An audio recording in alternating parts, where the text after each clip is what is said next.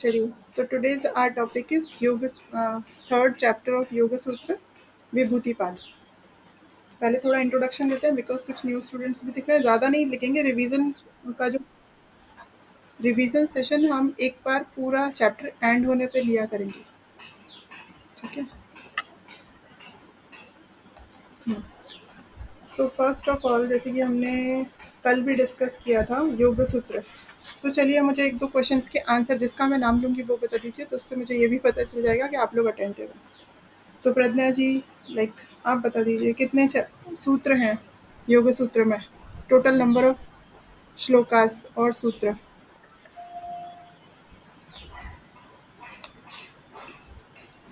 प्रज्ञा जी,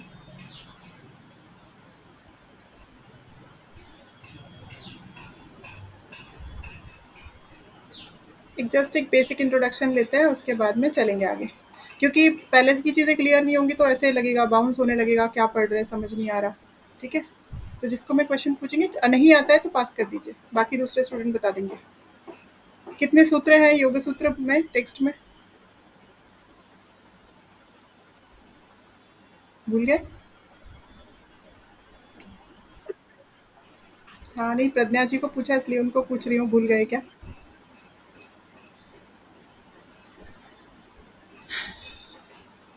मेरी आवाज़ क्लियर रही है क्या? वॉइस क्लियर नहीं है? क्लियर है? वो नहीं सुन पा रही लग रहा है मुझे। ठीक है, तो 196 सूत्र हैं। चैप्टर्स कितने हैं माधवी जी?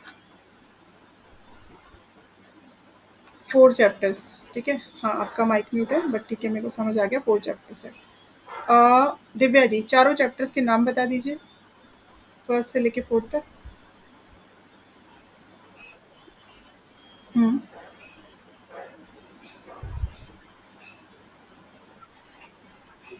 समाधिपाद, साधनपाद, विभूतिपाद एंड कैवल्यपाद, है ना? सीक्वेंस में जाएँगे। और रचना किसने की है योग सूत्र की? महर्षि पतंजलि। लिम्स कितने हैं उसके अकॉर्डिंग योगा के? अंग कितने हैं योग के अंग अकॉर्डिंग टू महर्षि पतंजलि? 8 अंग, ठीक है। शिल्पा जी, आप नाम बता दीजिए 8 अंगों का। अष्टांग योग में नाम, स्टार्टिंग से लेके एंड तक सीक्वेंस में।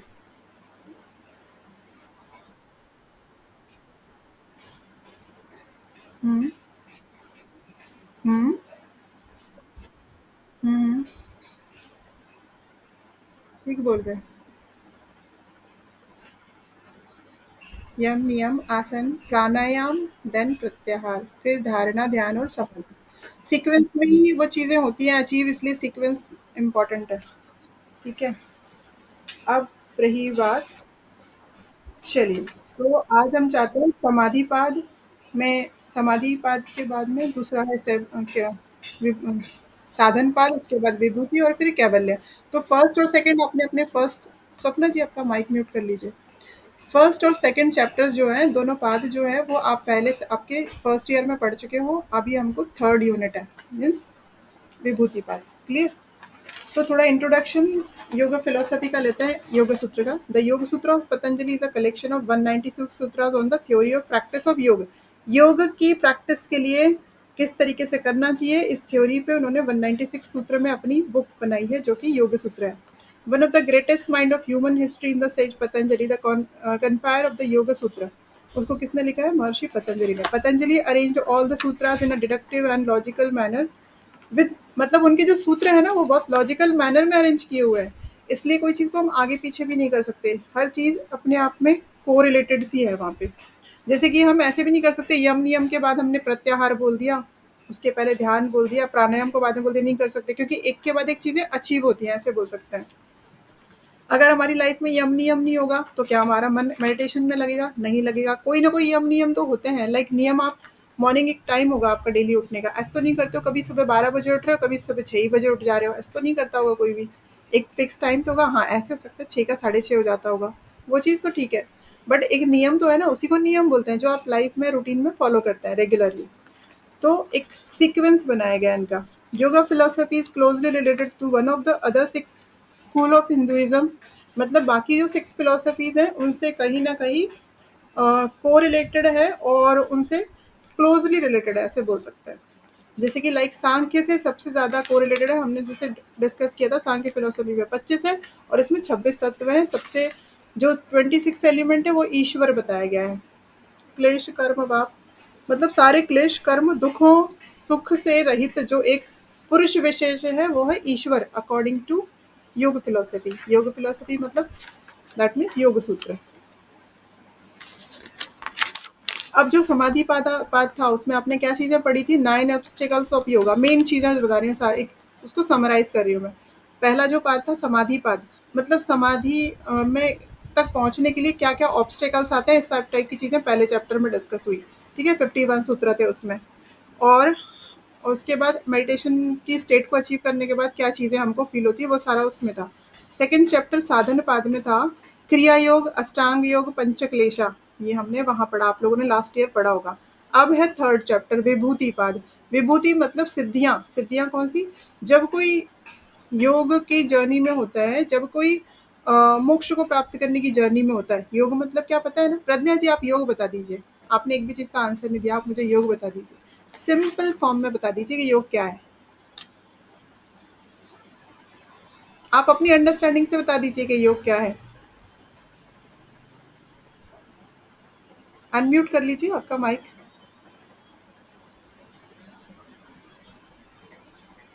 देखिए लेफ्ट में होगा, लेफ्ट में माइक का ऑप्शन है, उसको एक बार क्लिक कीजिए तो अनम्यूट हो जाएगा। कुछ गड़बड़ हो रहा है शायद।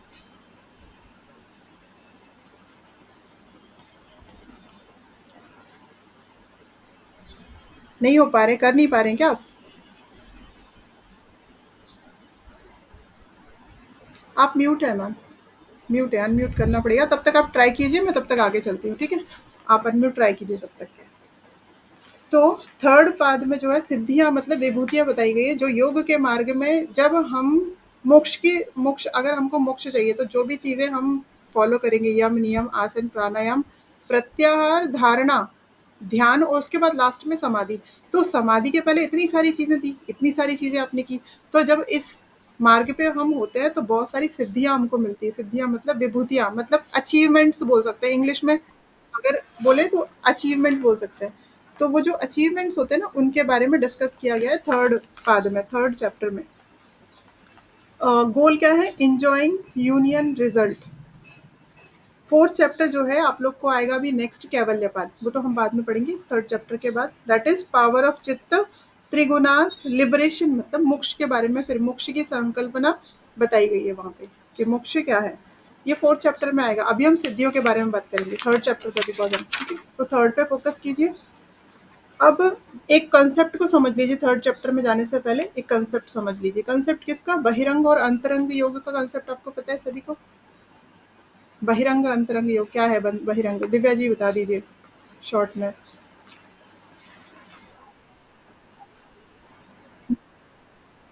हम्म।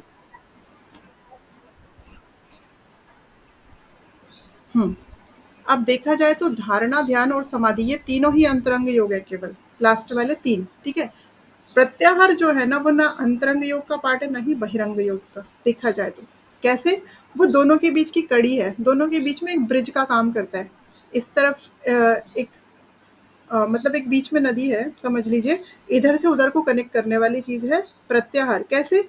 यम नियम आसन प्राणायाम, ये चीजें कैसी है? बहिरंग, मतलब आउटर ऑब्जर्वेंस किया जा सकता है, बाहर से जा सकता है कि कोई यम नियम फॉलो कर रहा है, आसन कर रहा है, तो बाहर से वो सब चीजें विजिबल होती है, ठीक है?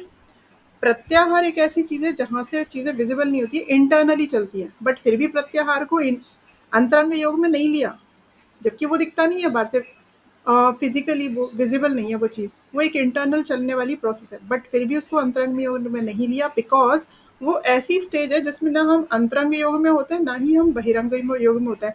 दैट मीन्स वो एक सेतु का, एक ब्रिज का काम करता है, ठीक है? क्लियर? वो बीच में सेतु का काम करता है।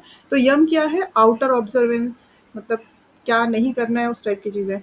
नियम क्या है? इनर ऑब्जर्वेंस, अपने आप अंदर का क्लीनलीनेस, हमको पता है ना नियम कौन कौन से हैं, तो वो इनर खुद से रिलेटेड होती है चीज़ें। यम को क्यों आउटर बोला गया? बिकॉज दूसरों के साथ हम कैसा बिहेवियर करते हैं, वो हुआ यम। और हम खुद को कैसे ट्रीट करते हैं, खुद को कैसे ट्रीटमेंट देते हैं, वो हुआ नियम। शौच संतोष तप स्वाध्याय, है ना। तो खुद को कैसा ट्रीट करते हैं वो हुआ नियम। आसन क्या है, फिजिकल पोस्चर्स, फिजिकल पोस्चर से आसन बाहर से दिखता है। प्राणायाम क्या है, कंट्रोल्ड ब्रेथ, ब्रेथ को कंट्रोल करना, अपने काबू में लाना धीरे धीरे, है ना। जल्दी जल्दी प्राणायाम तो नहीं करते, धीरे धीरे करके ब्रेथ को अपने कंट्रोल में ले जाते हैं जिससे कि मन भी कंट्रोल हो जाए। तो ये चार चीजें हो गई बहिरंग योग। अब जब हम प्रत्याहार पे पहुंच जाते, कब प्राणायाम करते करते एक स्टेट ऐसी होती है हम प्रत्याहार पे पहुंच जाते, तो वो प्रत्याहार हमको अंतरंग योग के साथ कनेक्ट करता है, बट वो खुद में अंतरंग योग नहीं है, मीडिएटर है। अंतर वो एक मीडिएटर कह सकते हैं हम उसको। नाइदर एक्सटर्नल नॉर इंटरनल, दोनों ही नहीं है वो, ना ही एक्सटर्नल बाहिरंग योग है ना ही अंतरंग, मतलब वो हमेशा मीडिएटर का काम करता है। अगर आपको इस पे शॉर्ट नोट भी आए तो आपको इसी तरीके से उसको डिफाइन करना है, ठीक है। और फिर उसके बाद आएंगे अंतरंग योग, धारणा ध्यान एंड समाधि। धारणा मीन्स क्या, सिंगल पॉइंटेड कॉन्सेंट्रेशन। धारणा समझिए एक पेन है और आपने उस पर फोकस करना स्टार्ट किया, पेन के टिप पे। अगर आपने पेन के टिप पे फोकस करना स्टार्ट किया, एक दो सेकंड तो आपको लग जाएंगे कि उसको देखते देखते आपको दूसरी चीज़ें भी दिखाई दे रही हैं। अगर आप कंटिन्यूसली उस पर फोकस करते रहोगे तो कुछ सेकंड के बाद आपका फोकस उस पेन के टिप पे हो जाएगा। तो धारणा क्या होती है, धारणा जब आपका फोकस उस पॉइंट पे आ गया, इस पेन के टिप पे आपका फोकस पूरी तरीके से आ चुका और कहीं आपका ध्यान नहीं है, ना ही मन में कोई और विचार है, तो ये हुआ धारणा, ठीक है। तो अब बताइए धारणा और ध्यान में डिफरेंस क्या हुआ फिर, मेडिटेशन में डिफरेंस क्या हुआ फिर। देखियो ये सब चीज़ें समझने वाली हैं, ये सब चीज़ें रटना मारने वाली भी चीज़ नहीं है कि हम उसको रट लें, बुक से पढ़ लें, जब तक आप समझेंगे नहीं आपको पता ही नहीं चलेगा कि हम कितनी अच्छी चीज़ पढ़ रहे हैं डीपर लेवल की। तो हम बोलते हैं ना मेडिटेशन करो मेडिटेशन करो, फिर धारणा और मेडिटेशन में फ़र्क क्या हुआ, धारणा में भी तो हम एक पॉइंट पे फोकस ही कर रहे हैं ना, फ़र्क क्या है बताइए, आपको क्या अंडरस्टैंडिंग है। और किसी का क्या है। हम्म आपके अकॉर्डिंग क्या है माधवी जी। म्यूट है आप, अनम्यूट करिए।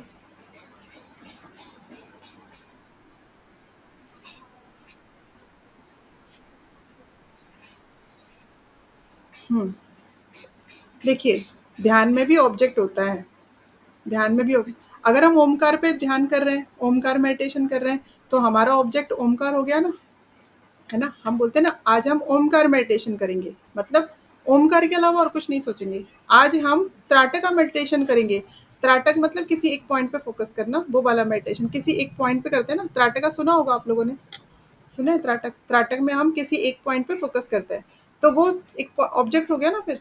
तो दैट मीन्स ध्यान में भी ऑब्जेक्ट होते हैं। लेकिन फिर धारणा और ध्यान में फर्क क्या हुआ, धारणा इस पेन के टिप पे फोकस आना इस धारणा, और कंटिन्यूस इस पॉइंट पे फोकस बने रहना ध्यान, इतना सा फर्क है उसका। कंटिन्यूशन, कंटिन्यू फ्लो ऑफ धारणा इज ध्यान। दैट मीन्स अगर आपने एक सेकंड के लिए फोकस लाया तो वो होगा धारणा। क्लियर है, अभी छोटे से एग्जांपल से समझिए। अगर मैं सक्सेसफुल हो गई इस टिप पे फोकस लाने के लिए एक सेकंड के लिए, एक सेकंड तक मैं इसी टिप पे थी, मेरे माइंड में उस टाइम कोई विचार नहीं था, तो ये हो गया धारणा। बट अगर मैं सक्सेसफुल हुई 5 सेकंड 6 सेकंड के लिए इसी टिप पे मेरा ध्यान रहा और मेरे माइंड में कोई भी और दूसरा थॉट नहीं आया, दैट मीन्स ध्यान। क्लियर अभी। तो ध्यान means meditation.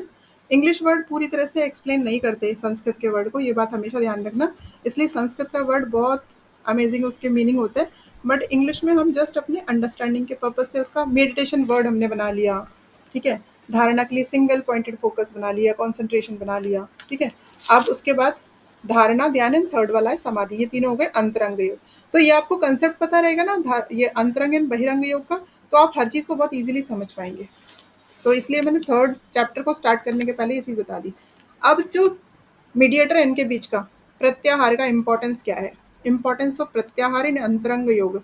We can consider pratyahara to be the bridge that connects the external to the internal. वो ब्रिज का काम करता है जो कि बाहिरंग योग को अंतरंग योग से जोड़ने का काम करता है। अगर प्रत्याहार की स्टेज नहीं आएगी तो आप मेडिटेशन तक नहीं जा पाओगे।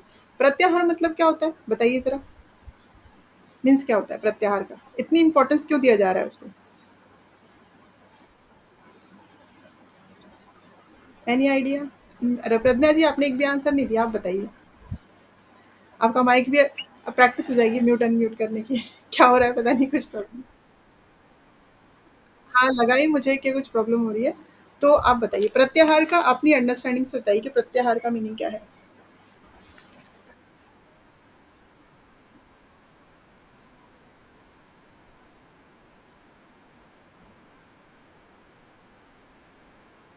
हुँ, हुँ,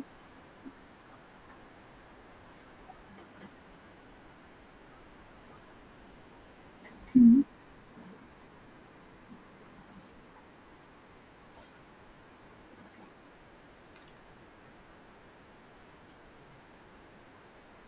हुँ, हाँ, जी।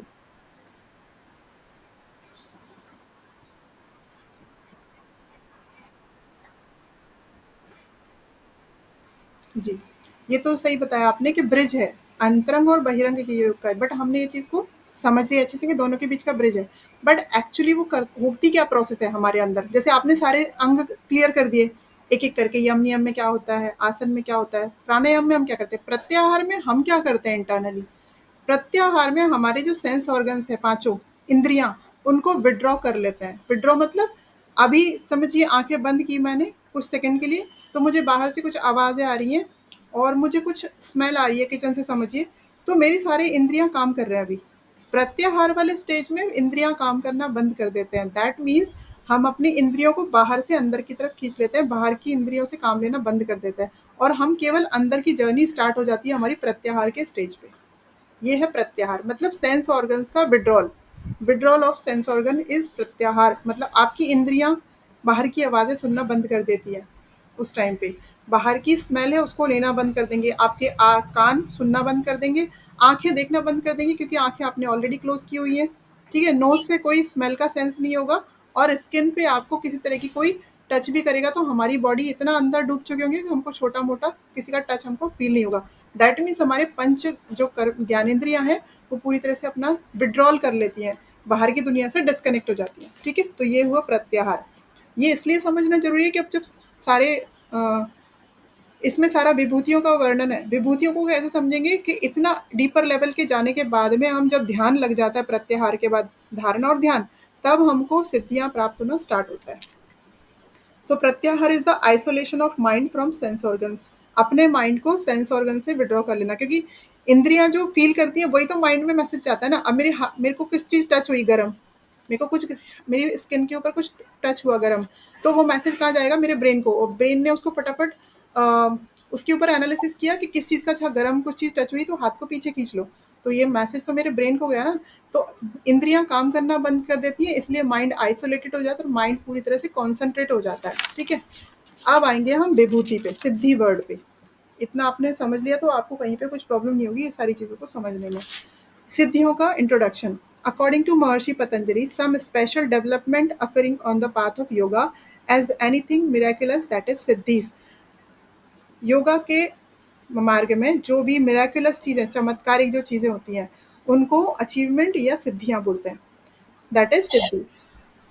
Siddhi is the term given for a spiritual or magical power or capability, magical power जो हमारी बॉडी में हमारे पास पहले से नहीं थी, बट योग परफॉर्म करते करते हमको कुछ पॉजिटिव चीज़ें अपने अंदर फील होने लगी। देखो, सिद्धियां तो सभी को मिलती हैं, आज के डेट पे भी मिलती हैं, हम उनको समझ नहीं पाते सिर्फ। ठीक है, तो जो मैजिकल चीज़ें हैं, जो मेराकुलस चीज़ें हमारे साथ होती हैं, वही सिद्धियां हैं। तो कुछ हमारे बॉडी में कुछ ऐसी कैपेबिलिटी, कुछ कैपेसिटी, कुछ तो ऐसा हो जाना जो पहले नहीं था हमारे पास, which is obtained through rigorous and accomplished spiritual practices, जो बहुत ज़्यादा तपस्या के बाद मिलती है। ऐसा नहीं है कि आधा घंटा कुछ तो किया और हम एक्सपेक्ट करने लगे हमको कुछ तो सिद्धि अब मिलनी चाहिए। हम तो रोज़ परफॉर्म कर रहे हैं योगा, वो भी बहुत उसमें नियम होते हैं योगा करने में। अगर हम ऐसे जस्ट शो ऑफ के लिए करते हैं ना, कुछ कुछ लोग के योगा करना है तो वहीं डेली मैट डाला और सब वहीं पे फैमिली का सारा चीज़ें चल रही है और वहीं योग कर रहे हैं, वो योग नहीं है। अपने साधना को, हठ योगा में साधना को गुप्त रखा जाता है, मतलब आप जो भी योगा प्रैक्टिस करते हैं वो सबसे अलग जाके, अलग रूम में, जहाँ कोई और दूसरा नहीं है, वहाँ पे पूरा मन लगा के कॉन्सेंट्रेशन के साथ आपको आसन करने होते हैं, तब उन आसनों के बेनिफिट मिलते हैं। सबके सामने कर रहे हैं सब, मतलब बिना किसी सीरियसनेस के साथ कर रहे हैं तो उनके कोई बेनिफिट्स नहीं मिलते। तो क्योंकि वो भी एक तपस्या है ना, हम पूजा घर क्यों अलग से जाके बैठ के करते हैं? हम ड्राइंग रूम में कभी पूजा घर बनाते हैं? कि मेहमान भी आए और हम उनके सामने पूजा पाठ कर रहे हैं, क्यों नहीं करते? कर सकते हैं ना, अच्छी बात तो है, भगवान है।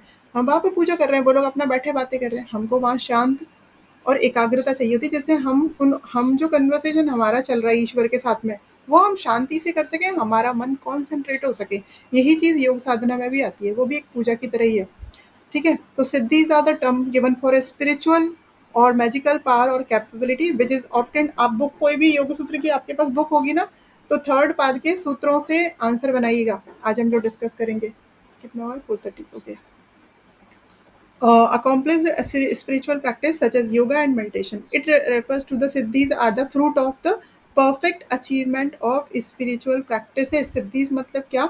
जो हम स्पिरिचुअल प्रैक्टिसेस कर रहे हैं योगा के थ्रू, उनका अचीवमेंट। अब जो थर्ड चैप्टर है, किसी के पास अगर बुक होगी तो ओपन कर लीजिए। In refers the siddhis are the fruit of the perfect achievement. तो 3.15 नंबर का जो सूत्र है, एक सेकंड, पहले सूत्र से चलते हैं वैसे तो। फर्स्ट सूत्र का है 3.3, 3.1। तत्र प्रत्येक, यहाँ पे ध्यान के बारे में थोड़ा बताया हुआ है। हाँ, यहाँ पे संयम के बारे में थोड़ा बताया है। संयम वर्ड बहुत इंपॉर्टेंट है सिद्धि के पॉइंट ऑफ व्यू से। बिकॉज सिद्धि तभी मिलती है जब हम संयम, किसी स्पेसिफिक पॉइंट पे संयम के साथ में मेडिटेशन या ध्यान करते हैं, तभी सिद्धि मिलती है।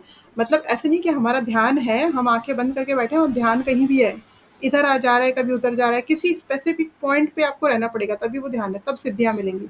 तो आप जिस पॉइंट पे फोकस करेंगे उसके अकॉर्डिंग आपको सिद्धि मिलेगी, ऐसा है महर्षि पतंजलि के अकॉर्डिंग।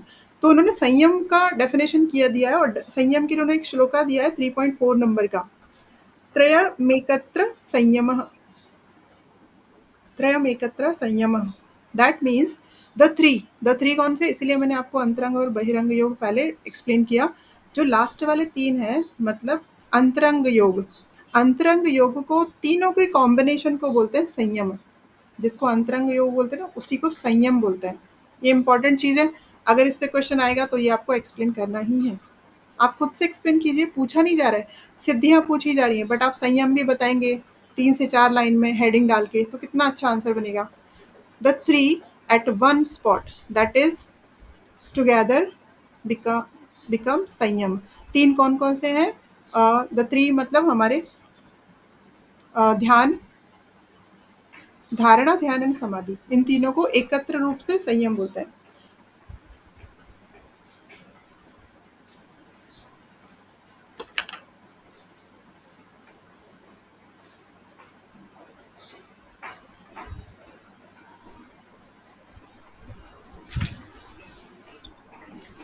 तो इन तीनों को एकत्र रूप से संयम थे। But Patanjali by this sutra explain that three is that there is a really no miracle. Patanjali ने बोला है कि ये कोई मिराकल नहीं है, जब आप ऐसी साधना करोगे तो ये सब चीज़ें आने ही वाली है, मिलने ही वाली है आपको। क्रमांतयवः परिमाणत्वे हेतु। Thus, the technique of Sanyam applied to topic will produce the various vibhutis according to certain rule. उन्होंने वही बताया, सर्टेन रूल्स के अकॉर्डिंग आप जब साधना करते जाओगे तो एक एक सिद्धियां मिलेंगी ही, वो कोई मिराकल नहीं है। Vibhuti achieved by yogis mentioned in the Patanjali yoga sutra number 3.16। जो भी विभूतियां मिली हैं वो 3.16 सूत्र से स्टार्ट होती है। उसके पहले सारा उनका एक्सप्लेनेशन है स्टार्टिंग की चीज़ों का। ठीक है? तो अगर आपको स्पेसिफिक विभूति पे अगर आंसर बनाना है तो ये आप यहाँ से स्टार्ट कर सकते हैं। आप पढ़ोगे तो वो आपको समझ आ ही जाएगा कि कहाँ से स्टार्ट हो रहा है। सो डिस्क्रिप्शन ऑफ विभूति और सिद्धीज, सूत्र नंबर 3.16। आप एक बुक हमेशा रखिए, बिकॉज आप योगा के स्टूडेंट हो, तो योग सूत्र कोई एक बुक, अच्छी बुक आपके पास होनी चाहिए, जिससे कि आप जब चाहो पढ़ सको, और आगे आप लोग के काम आएगी। आप कुछ ना कुछ कहीं पढ़ाएंगे, या फिलोसफी भी, योगा की फिलोसफी हमको पता होनी चाहिए, तो प्रैक्टिकली भी हम अच्छा कर पाते हैं। ये बुक भी श्लोका को एक्सप्लेन करने के हिसाब से अच्छी है। ये पतंजलि योग सूत्र, डॉक्टर पी वी करम्बेकर, ये है, जस्ट अ मिनट। हाँ, कैवल्य धाम की बुक है ये बुक। हाँ, केवल धाम की बुक है। वो भी अच्छी है, माधवी जी आपके पास में जो है, जिसमें आपको ईज़ी लैंग्वेज मिले। ये वाली श्लोका के अकॉर्डिंग ठीक है, कि श्लोका को केवल एक्सप्लेनेशन पढ़ना है तो। हाँ, हाँ, जिसमें भी आपको समझ आए, आपकी अंडरस्टैंडिंग आपको जिसमें समझ आए, आप उसको ले सकते हैं। सिर्फ़ अच्छा पब्लिकेशन देख लीजिएगा कि प्रॉपर हो उसमें। 3.16 से स्टार्ट होता है सिद्धियाँ। उसके पहले उसका थोड़ा-सा बेसिक इंट्रोडक्शन दिया हुआ है। तो पहला जो है दैट इज़ उसके अकॉर्डिंग जो सूत्र है ना वो पढ़ेंगे आप लोग। तो ट्रांसफॉर्मेशन और चेंज की बात हुई है, means knowledge of past and future. इसमें मैं आपको ना उसको समराइज़ करके बता रही हूँ, आपको सूत्र पढ़ना है, समझना है, आपकी जो बुक है। माधवी जी आपके पास बुक है, हिंदी में है ना? आप उसका 3.16 सूत्र को एक्सप्लेनेशन को पढ़िए। सारे को नहीं पढ़ना है, आप बस पढ़िए, मैं थोड़ा उसको एक्सप्लेन करूँगी।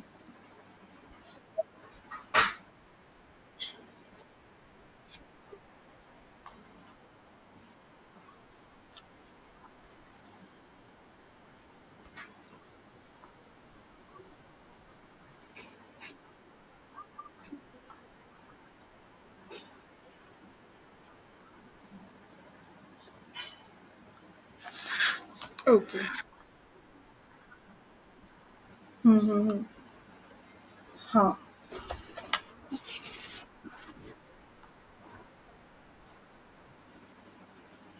एक्सप्लेनेशन कैसा दे हो? अच्छा हो एक्सप्लेनेशन है?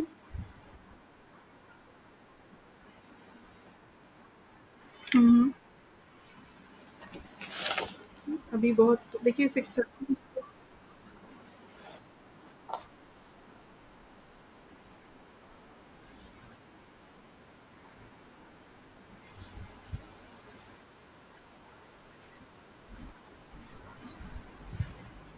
देखिए 3.16 जो सूत्र है, जैसे बताया गया, स्थूल चीज़ पे पहले करना चाहिए और सूक्ष्म चीज़ पे बाद में करना चाहिए। मतलब ग्रॉस कुछ एलिमेंट हो उस पे आप पहले करेंगे और सटल एलिमेंट पे बाद में करेंगे। मतलब छोटी वस्तु या छोटा कुछ, ठीक है? तो जस्ट अ मिनट, 1 सेकंड में मैं आती हूँ।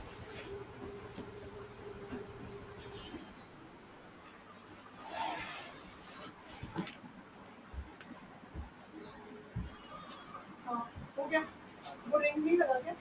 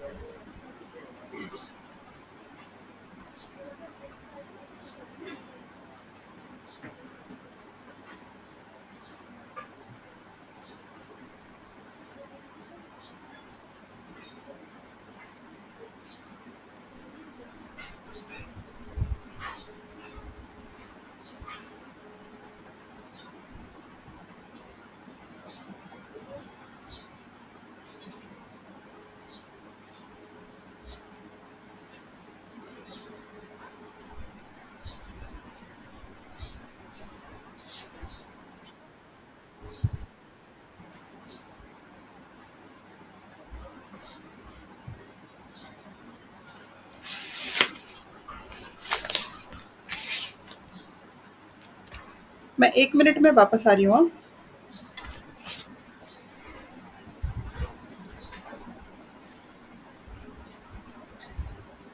चेंज है 50 रुपीज़। हाँ, क्लास चल रहा है मेरा।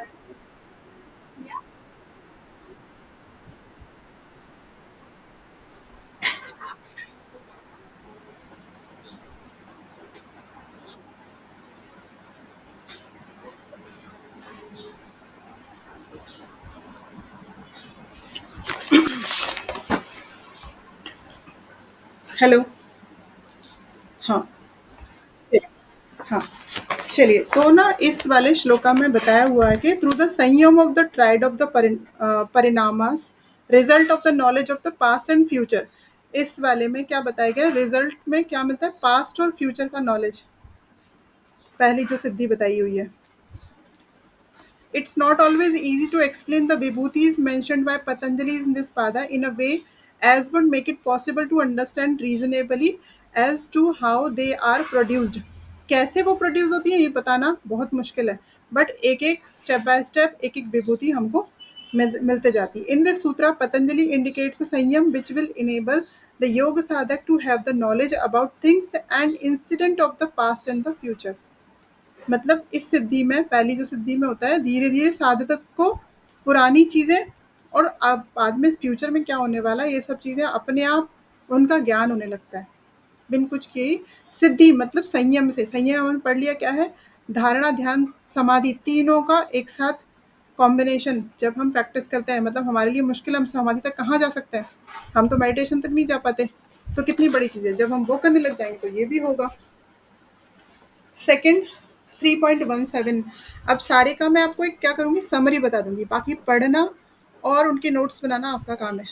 हम कंसेप्ट समझ लेंगे फिर आपको नोट्स बनाना है। नेक्स्ट में है knowledge of speech of all being. 3.17 में आप पढ़िएगा श्लोकास को, थोड़ा थोड़ा उसका मीनिंग समझना। Knowledge of speech of all being, in human language we use words. Human language में हमको जब एक दूसरे से बात करनी होती है तो हम क्या करते हैं, हम वर्ड्स यूज करते हैं, बट एनिमल्स क्या यूज करते हैं, उनका तो जब भी वो बात करते हैं तो एक ही टाइप का उनका वो रहता है ना, एक आवाज जो सिमिलर होती है हमेशा, तो वो क्या बोल रहे हैं कब क्या चीज बोल रहे हैं नहीं पता चलता ना। तो ये वाली सिद्धि में क्या होता है, in human language we use words और शब्द to communicate with each other. If the yoga sadhak also applies the technique of samyama can achieve the knowledge what is in the mind of others. दूसरे एनिमल जो जिनकी भाषा हमको नहीं समझती उनके माइंड में क्या है, वो हमसे क्या बोलना चाह रहे हैं, वो भी सिद्धि से वो लोग समझ सकते हैं योग साधक। On account of the high penetrative power developed in the Sanyam, the yoga sadhak will have that knowledge perfectly. ऐसा साधना करने के बाद उसको दूसरों के माइंड में हमारे बारे में क्या चल रहा है वो भी पता चल जाता है। जब आप 3.17 पढ़ेंगे, माधवी जी 3.17 को थोड़ा पढ़िए।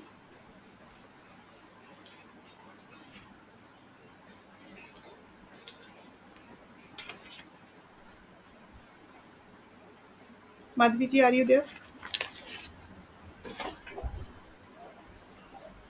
हेलो।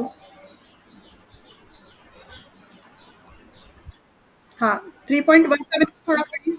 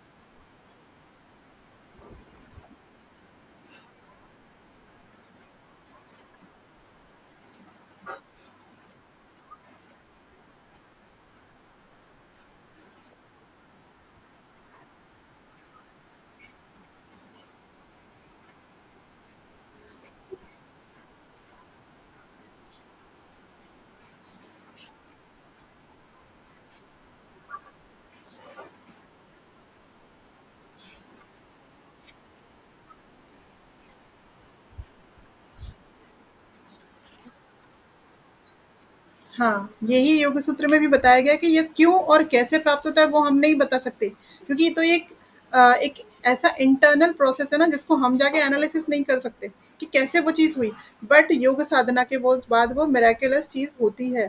ठीक है, तो मैंने समरी बताया, माधवी जी ने उसको श्लोका को पढ़ लिया, उसका एक्सप्लेनेशन पूरा पढ़ लिया, उसकी समरी ये है कि हम दूसरे एनिमल या दूसरों के माइंड में हमारे लिए क्या है वो चीज़ हम उस सिद्धि से हमको अचीव हो जाती है। And then next one is knowledge of previous lifes. हम पुनः पिछले बर्थ में हम क्या थे, by bringing back the samskara impression of past karmas. मतलब किससे, by bringing back the samskara latent impression of past karmas the knowledge of previous life gained. हम वो साधक को पिछले बर्थ में कोई पर्सन क्या था वो बता पाता है, इसलिए पहले हमने देखे हैं कुछ, या पहले के टाइम में और ज़्यादा सुनने मिलते थे कि कोई साधु हैं वो ये बता देते कि आप प्रीवियस बर्थ में क्या थे, नेक्स्ट बर्थ में हम क्या बनेंगे, उनको कैसे पता चलता है, हम सोचते हैं कि ये तो बहुत मतलब ऐसा चमत्कार कैसे हो सकता है कि वो कैसे बता देते हैं। तो ये कुछ सिद्धियां हैं जो बहुत बड़ी तपस्या और बहुत ज़्यादा योग साधना के बाद मिलती है। क्यों और कैसे मिलती है ये कोई भी नहीं बता सकता। इवन महर्षि पतंजलि ने भी बताया कि क्या क्यों और कैसे होता है वो हम नहीं बोल सकते, बट वो चीज़ें होती हैं। ठीक है, तो नॉलेज ऑफ प्रीवियस लाइफ्स, ये समरी है 3.18। Now the next one, knowledge of others चित्त। चित्त मतलब क्या है ना, दूसरों का मन। दूसरों के मन में, दूसरों के माइंड में आपके लिए क्या चीज़ है। कोई आपके सामने बैठा है और आप उससे बात नहीं कर रहे हो, उसने आपको कुछ नहीं बताया, बट हमको पता चल जाए कि उसके माइंड में हमारे लिए क्या चल रहा है, तो फिर कितनी बड़ी सिद्धि हो गई कि सबके मन का हमने पता कर लिया। बट क्या हमारे लिए पॉसिबल है? हमको साधना भी उसी लेवल पे करनी पड़ेगी फिर, अगर आपको पता करना है तो। डेली 1 घंटा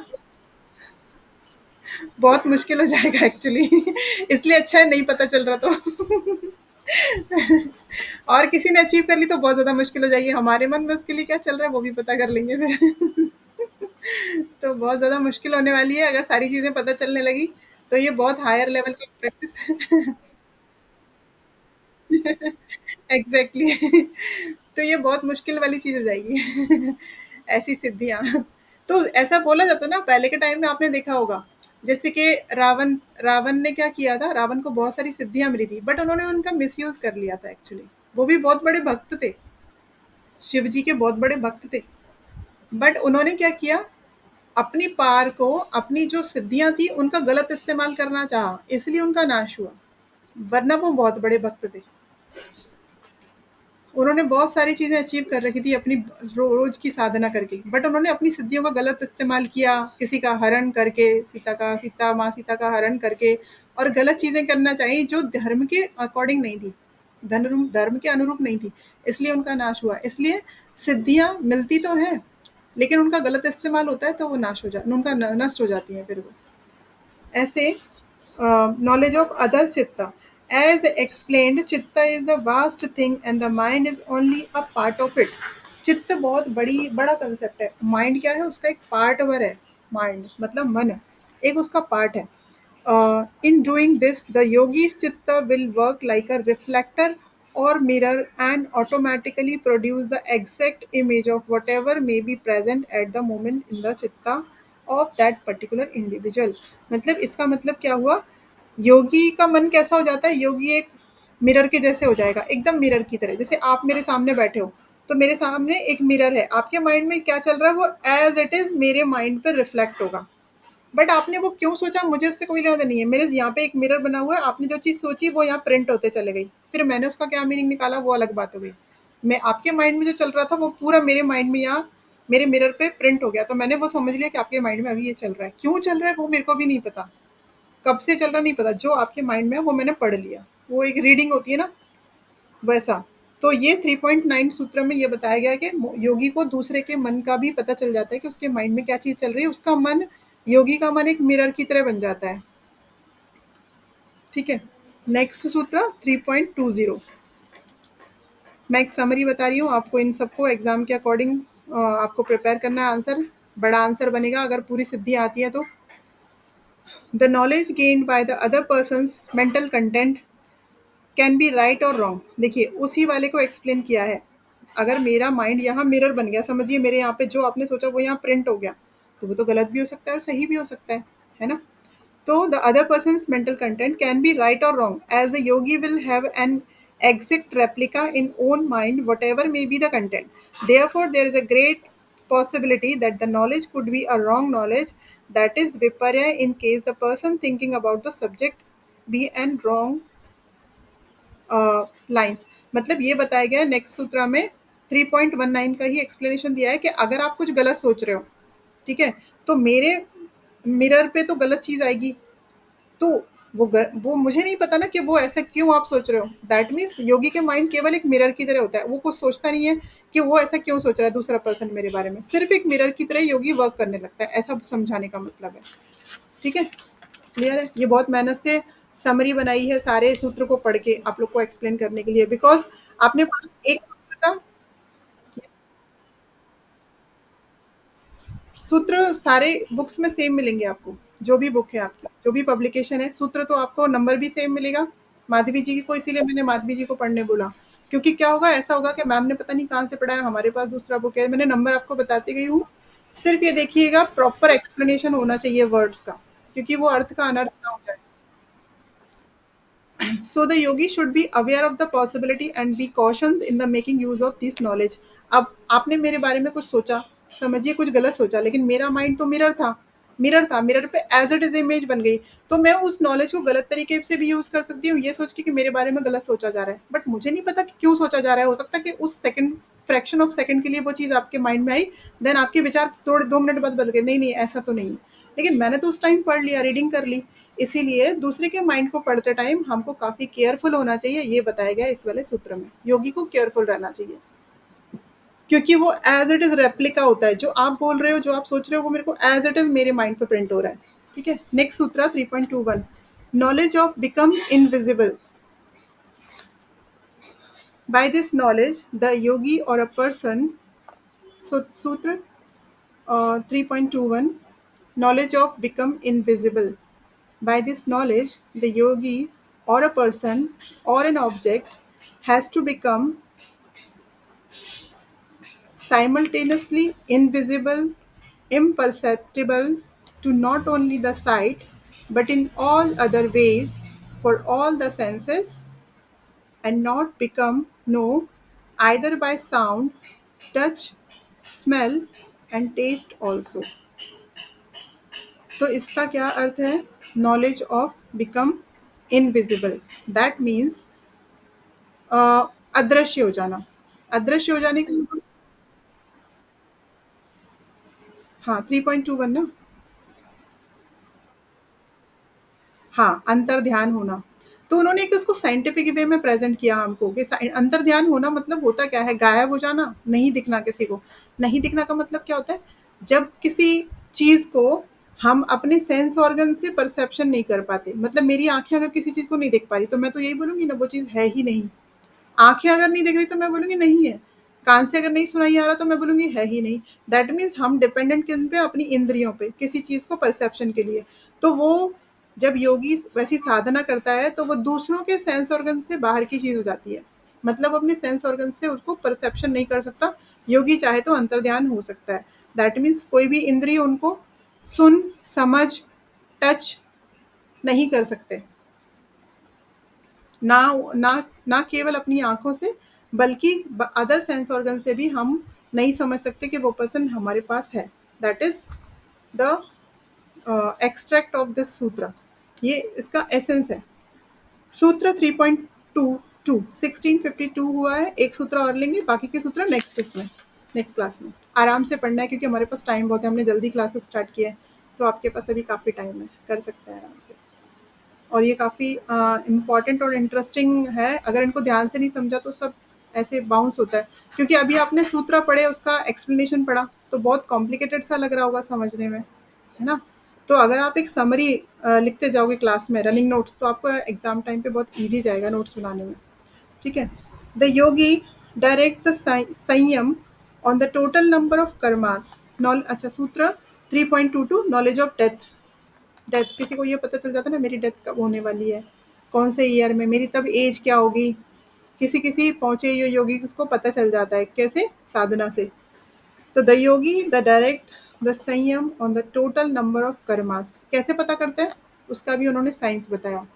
टोटल नंबर ऑफ कर्मास को पता करके, मतलब वो पता लगा लेते हैं कि मेरे इतने कर्मा थे जिनको सेटल डाउन मुझे करना था, अब वो सारे सेटल हो गए, दैट मीन्स इस एज तक हो जाएंगे सेटल डाउन, तो मेरी एज, इस डेथ में मेरी एज हो, इस एज में मेरी डेथ होगी। इस टाइप से वो टोटल नंबर ऑफ कर्मा से कैलकुलेशन करते थे। That is their sanskara with the desire to know the possibility of the maturation of each karma in his currently life. उनकी करंट लाइफ में जो कर्मास वो कर रहे हैं, उनका मैच्योरिटी, इनको कुछ दिया हुआ है, उनसे लेना है, उनको उनसे लिया हुआ उनको देना है, ऐसे सेटल डाउन होते कर्मा। अगर किसी से दिया हुआ है तो लेने का बाकी रह गया, किसी ने हमको कुछ दिया हो तो हमको उनको देने का बाकी रह गया। तो इस टाइप की सारी चीज़ें सेटल डाउन हो गई, तो कर्मास का मेच्योरिटी, और उसके बाद में फिर डेथ। तो इससे वो कैलकुलेट कर देते हैं। The yogi gets automatically at the same time the knowledge of what is going to happen in his current life. उससे उनको ये भी पता चल जाता था डेथ के साथ में कि उनकी करंट लाइफ में उनके साथ आगे क्या क्या इंसिडेंट होने वाले हैं। And this is also the knowledge of when this life going to end. और उनकी लाइफ कब एंड होने वाली है ये चीज़ भी उनको तभी पता चल जाती थी। तो इस टाइप की कितने हायर लेवल की सिद्धीज़ हैं, अगर ऐसे किसी को मिल जाए तो कौन मिसयूज़ नहीं करेगा बताइए? पैसे कमा लेंगे कितने सारे। यस, फिर से बोलिए मैम। मुझे आपका वॉइस क्लियर नहीं आ रहा। लास्ट वाला श्लोक 3.22, 22, 3.22।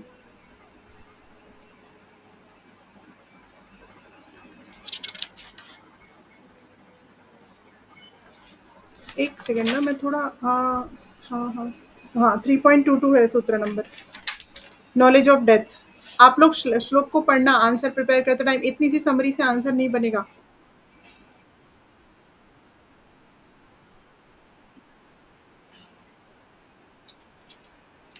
हम्म।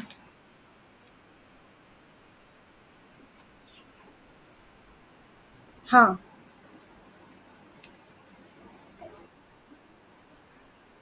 हाँ, यही तो सिद्धि है, यही सिद्धि। जी, सिद्धि यही है।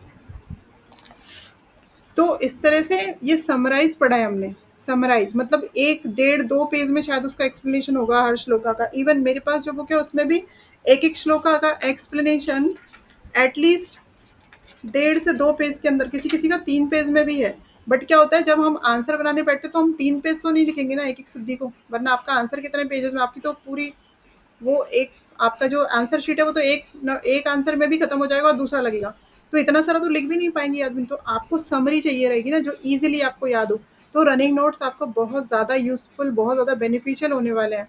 तो क्लासेस को ध्यान से कीजिए और रनिंग नोट्स बनाइए जिससे कि आप नोट्स बना सको, प्रॉपर नोट्स बनाना। नोट्स बनाने के बाद उन्हीं से लर्न करना और फिर एग्जाम में एकदम ईजी जाएगा आपको। ठीक है।